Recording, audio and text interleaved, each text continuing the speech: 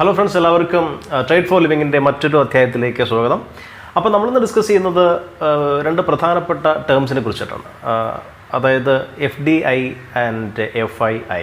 അപ്പോൾ നമ്മളൊരുപാട് കേൾക്കുന്നതാണ് അല്ലേ, FIS മാർക്കറ്റിൽ ഇറങ്ങിയിട്ടുണ്ട്, അല്ലെങ്കിൽ FIS സെല്ലിംഗ് തുടങ്ങിയിട്ടുണ്ട്, അല്ലെങ്കിൽ FDI ഇൻവെസ്റ്റ്മെൻറ്റ് കൂട്ടിയിട്ടുണ്ട്, അങ്ങനെയുള്ള പല കാര്യങ്ങളും നമ്മൾ കേൾക്കാറുണ്ട്. അപ്പോൾ എന്താണ് ഈ FDI അല്ലെങ്കിൽ എന്താണ് FII? അപ്പോൾ നമുക്ക് ആദ്യം FIIS എന്താണെന്ന് നോക്കാം. അത് പേര് പറയുന്നത് പോലെ തന്നെ ഫോറിൻ ഇൻസ്റ്റിറ്റ്യൂഷണൽ ഇൻവെസ്റ്റേഴ്സ്. അതായത് നമുക്കറിയാം FIS ഇന്ന് 100 കോടിക്ക് മേടിച്ചു, അല്ലെങ്കിൽ 500 കോടി വിറ്റൊഴിഞ്ഞു, അങ്ങനെയൊക്കെ നമ്മൾ കേൾക്കാറുണ്ട്. അപ്പം FIS എന്ന് പറയുന്നത് മറ്റു രാജ്യത്ത് നിന്നുള്ള ഇൻവെസ്റ്റേഴ്സ് നമ്മുടെ ഇന്ത്യയിലുള്ള, അല്ലെങ്കിൽ എന്താ പറയുക, ഇപ്പോൾ US ഇൻസ്റ്റിറ്റ്യൂഷണൽ ഇൻവെസ്റ്റേഴ്സ് നമ്മുടെ ഇവിടെ LIC ഉണ്ട്, അതുപോലത്തെ അവിടുത്തെ പല ഇൻസ്റ്റിറ്റ്യൂഷണൽ ഇൻവെസ്റ്റേഴ്സുമുണ്ട്. അപ്പോൾ അവർ നമ്മുടെ രാജ്യത്ത്, അതായത് ഇന്ത്യയിൽ അല്ലെങ്കിൽ മറ്റൊരു രാജ്യത്തിലെ ഏതെങ്കിലും ഒരു ബിസിനസ്സിൽ ഇൻവെസ്റ്റ് ചെയ്യുകയാണെന്ന് വയ്ക്കുക. അപ്പോൾ that is what is called foreign institutional investors. അപ്പോൾ അവർ ചെയ്യുന്നതാണ് ഫോറിൻ ഇൻസ്റ്റിറ്റ്യൂഷണൽ ഇൻവെസ്റ്റ്മെൻറ്റ് എന്ന് പറയുന്നത്. അപ്പോൾ അത് അവർക്ക് എപ്പോൾ വേണമെങ്കിലും ഇവിടെ ഇൻവെസ്റ്റ് ചെയ്ത എമൗണ്ട് അവർക്ക് തിരികെ എടുക്കാം. അതുപോലെ അവർ ഒരുപാട് ബൾക്കായിട്ടാണ് വാങ്ങുന്നത്. നമ്മൾ റീറ്റെയിലേഴ്സ് അല്ലെങ്കിൽ നമ്മുടെ ഡൊമസ്റ്റിക് ഇൻവെസ്റ്റ്മെൻറ്റിനൊക്കെ അപേക്ഷിച്ചിട്ട് ഫോറിൻ ഇൻസ്റ്റിറ്റ്യൂഷണൽ ഇൻവെസ്റ്റേഴ്സ് ഒരുപാട് എമൗണ്ട് ഇങ്ങോട്ട് പമ്പ് ചെയ്യുന്നുണ്ട്. അപ്പോൾ അവരുടെ നിക്ഷേപം കൂടുന്തോറും നമ്മുടെ ഷെയർസിൻ്റെ വാല്യൂ കൂടും, അല്ലെങ്കിൽ ഇൻഡെക്സ് മേലോട്ട് കുതിച്ചുകൊണ്ടിരിക്കും. അതൊക്കെയാണ്.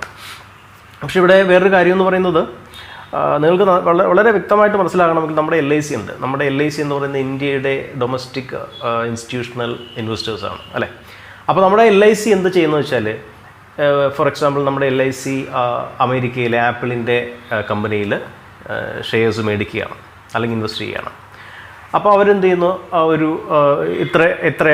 ഇത്രയും നമ്പർ ഓഫ് ഷെയർസ് അവർ മേടിച്ചു. അവർക്ക് വേണമെങ്കിൽ അടുത്ത മാസം വിറ്റൊഴിയാം, അല്ലെങ്കിൽ അടുത്ത ദിവസം തന്നെ വിറ്റൊഴിയാം, അങ്ങനെ കുറച്ച് കാര്യങ്ങളൊക്കെ ഉണ്ട്. അപ്പോൾ അതിനെയാണ് ഫോറിൻ ഇൻസ്റ്റിറ്റ്യൂഷണൽ ഇൻവെസ്റ്റേഴ്സ് എന്ന് പറയുന്നത്. സെയിം വേ നമ്മുടെ ഇവിടെ LIC പോലെ അമേരിക്കയിലോ അല്ലെങ്കിൽ ജർമ്മനിയിലോ എവിടെയെങ്കിലുമുള്ള investors, foreign investors, institutional investors നമ്മുടെ ഏതെങ്കിലുമൊക്കെ ഷെയറിൽ, ടാറ്റ മോട്ടോഴ്സിലോ യെസ് ബാങ്കിലോ അങ്ങനെയുള്ള ഏതെങ്കിലും നമ്മുടെ ഇന്ത്യൻ ഷെയർസിൽ ഇൻവെസ്റ്റ് ചെയ്യുന്ന ആ ഒരു കാറ്റഗറി ആൾക്കാരാണ് ഇൻവെസ്റ്റേഴ്സ് എന്ന് പറയുന്നത്. ഓഫ് കോഴ്സ് അത് നേരത്തെ പറഞ്ഞതുപോലെ അവർ ക്യാഷ് പമ്പ് ചെയ്യുന്നതോറും നമ്മുടെ ഷെയർസിൻ്റെ വില കൂടും, അല്ലെങ്കിൽ ഇൻഡെക്സ് മേലോട്ട് കുതിക്കും. അവിടെ അവർക്ക് വേറെ ഒരു കമ്മിറ്റ്മെൻ്റ് ഒന്നുമില്ല. അവർക്ക് നാളെ പ്രോഫിറ്റ് കിട്ടിയാൽ അവർ വിറ്റൊഴിഞ്ഞിട്ട് പോകും. അതാണ് അവരുടെ കേസ്. അതാണ് ശ്രദ്ധിച്ചിട്ടുണ്ടാവും നിങ്ങൾ. എന്തെങ്കിലും സാമ്പത്തിക മാന്ദ്യം വരുമ്പോൾ, അല്ലെങ്കിൽ എന്തെങ്കിലും ഒരു ഗ്ലോബലി നെഗറ്റീവ് ഇമ്പാക്റ്റ് ആയിട്ടുള്ള ന്യൂസ് വരുമ്പോൾ നമ്മുടെ FIS സെൽ മോഡിലാവും, സെല്ലിംഗ് തുടങ്ങും. ഓക്കെ, ഇനി നമുക്ക് എന്താണ് FDI എന്ന് നോക്കാം. അപ്പോൾ നമ്മൾ പലപ്പോഴും, എനിക്കൊന്ന് ഈ അടുത്ത ഇടവരെ എനിക്കും വലിയ കൺഫ്യൂഷൻ ഉണ്ടായിരുന്നു. അപ്പോൾ FDI അഥവാ ഫോറിൻ ഡയറക്റ്റ് ഇൻവെസ്റ്റ്മെൻറ്റ് എന്ന് പറയുന്നത്, അതും എഗെയിൻ നമ്മുടെ മറ്റു രാജ്യത്തിലെ ഇൻവെസ്റ്റേഴ്സ് അവരുടെ സ്വന്തം രാജ്യമല്ലാത്ത മറ്റൊരു രാജ്യത്ത് ഇൻവെസ്റ്റ്മെൻറ്റ് നടത്തുന്നു. അത് തന്നെയാണ് മീനിങ്. പക്ഷേ ഇതിൽ വ്യത്യാസം എന്തെന്ന് വെച്ചാൽ, FDI എന്ന് പറയുമ്പോൾ ഡയറക്റ്റ് ഇൻവെസ്റ്റ്മെൻ്റ് ആണ്. അവരത് പ്രൈമറി മാർക്കറ്റിലൂടെയാണ് ചെയ്യുന്നത്.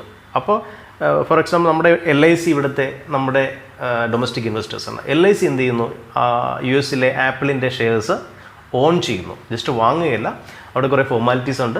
അപ്പോൾ അവരുടെ പ്രോഫിറ്റും അവരുടെ ലോസും, അല്ലെങ്കിൽ അതിലുള്ള റൈറ്റും എല്ലാം നമുക്ക് നമ്മുടെ LICക്ക് കൂടെ കിട്ടും. അപ്പോൾ അങ്ങനെയുള്ള ടൈപ്പ് ഇൻവെസ്റ്റേഴ്സാണ് FDI എന്ന് പറയുന്നത്. അപ്പോൾ ഒരിക്കലും മനസ്സിലാക്കുക, ഫോറിൻ ഇൻസ്റ്റിറ്റ്യൂഷണൽ ഇൻവെസ്റ്റേഴ്സ് എന്ന് പറഞ്ഞാൽ നമ്മളെപ്പോലെ, അല്ലെങ്കിൽ നമ്മുടെ LIC പോലെ ഫോറിൻ കൺട്രീസിലുള്ള ഇൻവെസ്റ്റേഴ്സ് നമ്മുടെ ഇന്ത്യയിലെ കമ്പനികൾ അല്ലെങ്കിൽ മറ്റു രാജ്യത്തെ കമ്പനികളിൽ ഇൻവെസ്റ്റ് ചെയ്യുന്നു. അവർക്ക് ഇഷ്ടമുള്ളപ്പോൾ വേറെ കമ്മിറ്റ്മെൻ്റ് ഒന്നുമില്ല. അവർക്ക് പ്രോഫിറ്റ് കിട്ടുമ്പോൾ അവർ ക്വിറ്റ് ചെയ്ത് പോകും, അല്ലെങ്കിൽ അവിടെ ഫെഡ് റിസർവിൻ്റെ റേറ്റ് കൂട്ടുമ്പോൾ, അല്ലെങ്കിൽ അവിടുത്തെ ബാങ്കുകളിലെ ഫിക്സഡ് റേറ്റ് കൂട്ടുമ്പോൾ, അല്ലെങ്കിൽ മറ്റ് റെപ്പോ റേറ്റ് മറ്റും കൂട്ടുമ്പോൾ അവരിവിടെ നിന്ന് വിറ്റൊഴിഞ്ഞിട്ട് പോകും.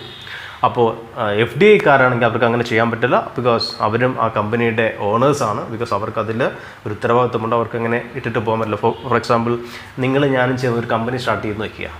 ഓക്കെ, അപ്പോൾ അല്ലെങ്കിൽ നമ്മളെല്ലാവരും ചേർന്ന് ഒരു കമ്പനി സ്റ്റാർട്ട് ചെയ്ത് വയ്ക്കുക. അപ്പോൾ നമുക്ക് ഇങ്ങനെ വിട്ടിട്ട് പോകാൻ പറ്റത്തില്ല. ബിക്കോസ് നമ്മളെല്ലാവരും അതിൽ ഡയറക്ടർ ബോർഡിലുണ്ടാവും, അല്ലെങ്കിൽ നമ്മുടെ എല്ലാം അപ്രൂവലും കാര്യങ്ങളും, അല്ലെങ്കിൽ നമ്മുടെ എല്ലാം കൂട്ടായ ഒരു തീരുമാനം ഉണ്ടെങ്കിൽ മാത്രമേ നമുക്ക് ഷെയർസ് വയ്ക്കാൻ പറ്റുള്ളൂ. ഇപ്പോൾ ടാറ്റയുടെ ആയാലും, അല്ലെങ്കിൽ യെസ് ബാങ്കിൻ്റെ ആയാലും, അല്ലെങ്കിൽ SBIയുടെ ആയാലും നമുക്ക് ഡയറക്ടർ ബോർഡും കാര്യങ്ങളൊക്കെ ഉണ്ടാവും. നമുക്ക് എല്ലാവർക്കും ഇതിൽ അധികാരമുണ്ടാവും. ഇനി എങ്ങനെയാണ് അപ്പോൾ നിങ്ങൾക്ക് FIISും അല്ലെങ്കിൽ FDI എന്നുള്ള വ്യത്യാസം മനസ്സിലായി കാണും. ഇനി എന്താണ് FDIയുടെ, എന്തുകൊണ്ടാണ് നമ്മുടെ മാർക്കറ്റിലോട്ട് അവരൊരു എൻട്രി ആഗ്രഹിക്കുന്നത്, അല്ലെങ്കിൽ എന്തുകൊണ്ടാണ് അവർക്ക് എൻട്രി കിട്ടുന്നത് നോക്കാം. ഫോർ എക്സാമ്പിൾ നമുക്കിവിടെ ഒരു ബിസിനസ് തുടങ്ങണം. ഫോർ എക്സാമ്പിൾ എനിക്കൊരു ബിസിനസ് തുടങ്ങണം. ഞാനൊരു എന്താ പറയുക, ഒരു ഇലക്ട്രിക് ബാറ്ററീസാണ് പ്രൊഡ്യൂസ് ചെയ്യുന്നത്. പക്ഷേ എനിക്കതിനുള്ള റിസോഴ്സസ് ഇല്ല, അല്ലെങ്കിൽ അതിനുള്ള ക്യാഷ് ഇല്ല. പക്ഷേ ഇവിടെ എനിക്ക് ഇൻവെസ്റ്റേഴ്സിന് കിട്ടുന്നുമില്ല. അപ്പോൾ എന്ത് ചെയ്യും? എനിക്ക് ഫോർ എക്സാമ്പിൾ ചൈനയിൽ നിന്നോ അല്ലെങ്കിൽ റഷ്യയിൽ നിന്നോ അല്ലെങ്കിൽ ഇസ്രായേലിൽ നിന്നോ അല്ലെങ്കിൽ അമേരിക്കയിൽ നിന്നോ ഒക്കെ ഇൻവെസ്റ്റേഴ്സ് ഉണ്ട്. അവർക്ക് ഇതിനെക്കുറിച്ച് കൂടുതലായിട്ട് ഇൻട്രസ്റ്റ് ഉണ്ട്, അല്ലെങ്കിൽ അവർക്ക് ഇവിടെ ഇൻവെസ്റ്റ് ചെയ്യാൻ ആഗ്രഹമുണ്ട്. അപ്പോൾ അവരെന്ത് ചെയ്യുന്നു? അവർ നമ്മുടെ കുറേ സ്റ്റേക്ക് അവർ മേടിച്ചിട്ട് നമ്മുടെ ഈ പറയുന്ന പോലെ ഒരു ഓണർഷിപ്പും ഒരു കാര്യങ്ങളും ഒരു പവറും ഒരു റൈറ്റും എല്ലാം അവർക്ക് കിട്ടുന്നു. സോ അതാണ് FDI എന്ന് പറയുന്നത്. അപ്പോൾ നിങ്ങൾക്കിത് കുറച്ചെങ്കിലും മനസ്സിലായി എന്ന് പ്രതീക്ഷിക്കുന്നു. ഇനി നമുക്ക് അടുത്തൊരു കാര്യം നോക്കാം. ഈ അടുത്തയിടെ FIS സെൽ ബൈ മോഡിലാണെന്ന് മനസ്സിലായല്ലോ. അപ്പോൾ ഈ അടുത്ത ഇടയായിട്ട് FIS ഏറ്റവും കൂടുതൽ ബൈ ചെയ്ത ചില ഷെയർസാണ് നമ്മളിവിടെ ഡിസ്കസ് ചെയ്യാൻ പോകുന്നത്. അപ്പോൾ നമുക്ക് നല്ലൊരു വെബ്സൈറ്റ് ഉണ്ട്, monergize.com. അത്യാവശ്യം FISൻ്റെ അപ്ഡേറ്റുകളെല്ലാം കറക്റ്റായിട്ട് വരുന്നൊരു വെബ്സൈറ്റാണ്. ആ വെബ്സൈറ്റിൽ പോയിട്ട് monergize.com, ഞാനിതിൻ്റെ ലിങ്ക് താഴെ കൊടുക്കാം. വെബ്സൈറ്റിൽ പോയിട്ട് നമുക്കറിയാം ഇതിൽ ഏതൊക്കെ കമ്പനിയിലാണ് FIS അല്ലെങ്കിൽ ഫോറിൻ ഇൻസ്റ്റിറ്റ്യൂഷണൽ ഇൻവെസ്റ്റേഴ്സ് ഈ കണ്ടിന്യൂസ് ആയിട്ട് കഴിഞ്ഞ കുറേ മാസങ്ങളായി ഏതൊക്കെ കമ്പനിയിലാണ് ഇൻവെസ്റ്റ് ചെയ്യുന്നത് കൊടുത്തിട്ടുണ്ട്. അതിൽ ചിലത് എന്ന് പറയുന്നത് ഏഷ്യൻ പെയിൻറ്റ്സിൽ December 2019 അല്ലെങ്കിൽ September 2019, June 19 അല്ലെങ്കിൽ ഇങ്ങനെയുള്ള മാസങ്ങളിലൊക്കെ അവർ എത്രമാത്രം ഇൻവെസ്റ്റ്മെൻറ്റ് കൂട്ടി അതിൻ്റെ ഒരു ഫിഗറാണ് ഇവിടെ കൊടുത്തിട്ടുള്ളത്. അപ്പോൾ ഈ പറയുന്ന ഈ കമ്പനികൾ അത്യാവശ്യം നമ്മൾ ട്രേഡ് ചെയ്യുന്നവരാണ് അല്ലെങ്കിൽ ഇൻവെസ്റ്റ് ചെയ്യുന്നവരാണെങ്കിൽ, എസ്പെഷ്യലി ഷോർട്ട് ടേം ഒക്കെ ചെയ്യുന്ന ആൾക്കാർക്ക് ഇത് വളരെ ഉപയോഗപ്രദമാകും.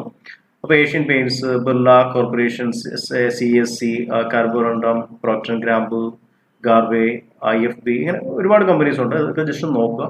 അപ്പോൾ അതിൽ ഫോർ എക്സാമ്പിൾ ഇവിടെ നമ്മൾ ഏഷ്യൻ പെയിൻറ്റ്സ് നോക്കുകയാണെങ്കിൽ ഡിസംബർ ക്രമേണ കൂടി അവരുടെ സ്റ്റേക്ക് കൂട്ടി കൊണ്ടുവരുന്നതായിട്ട് നമുക്ക് മനസ്സിലാക്കാൻ സാധിക്കും.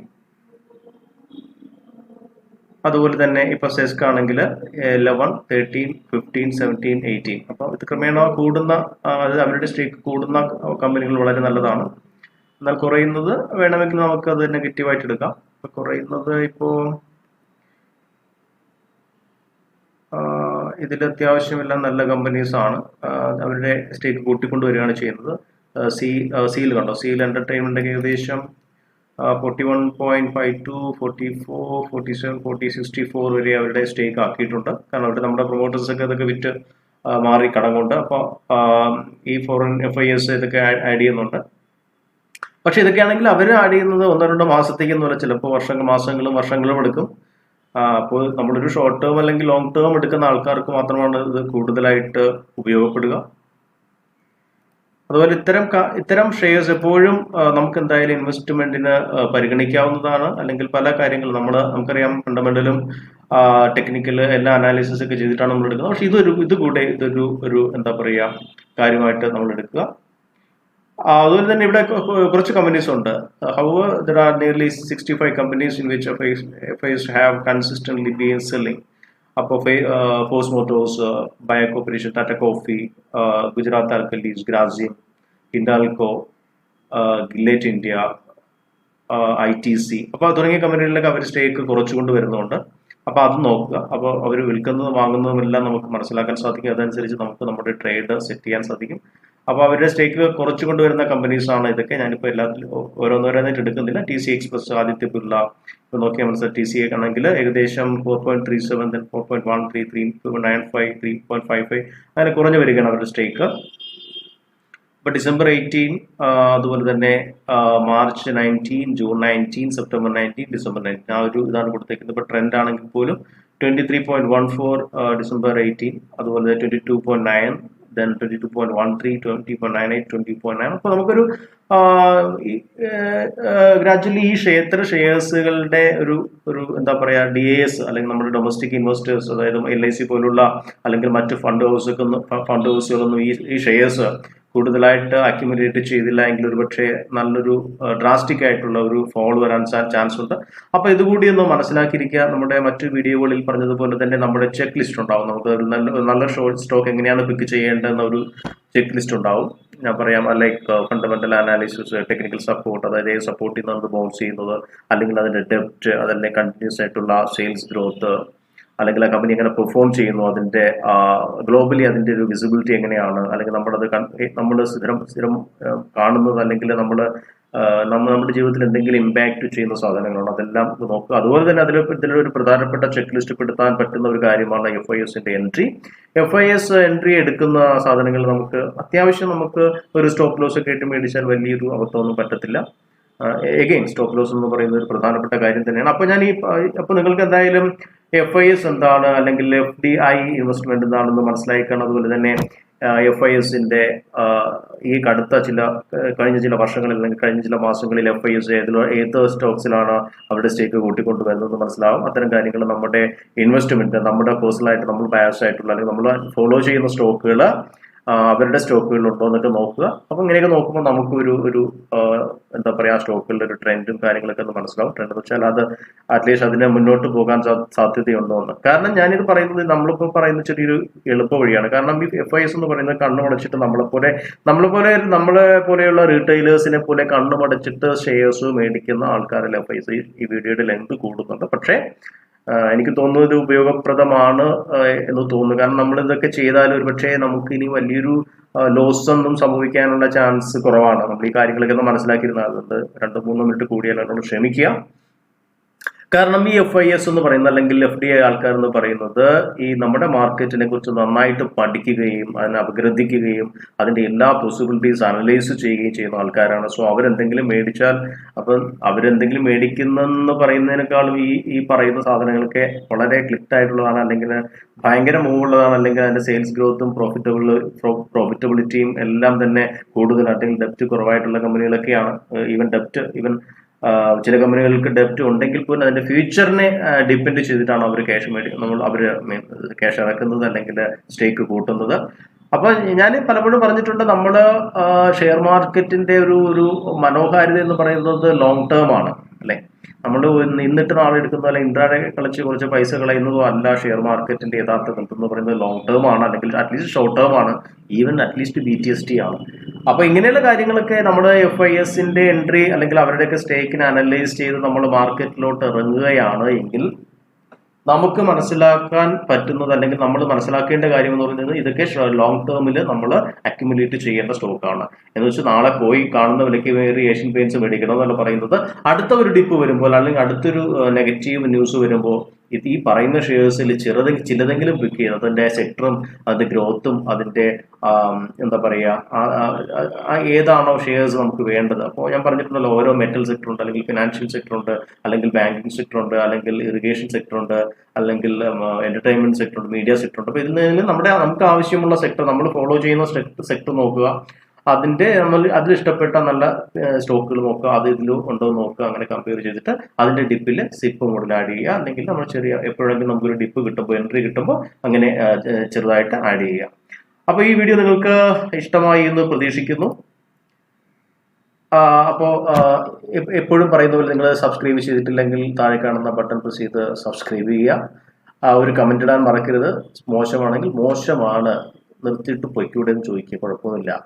ഇനി കൊള്ളാമെങ്കിൽ ഒരു ലൈക്ക് ഇടുക, എന്തെങ്കിലും കമന്റ് ഇടുക. അപ്പോൾ താങ്ക് യു ആൾ. മറ്റൊരു വീഡിയോയുമായി വരുന്നവരെ ഗുഡ് ബൈ.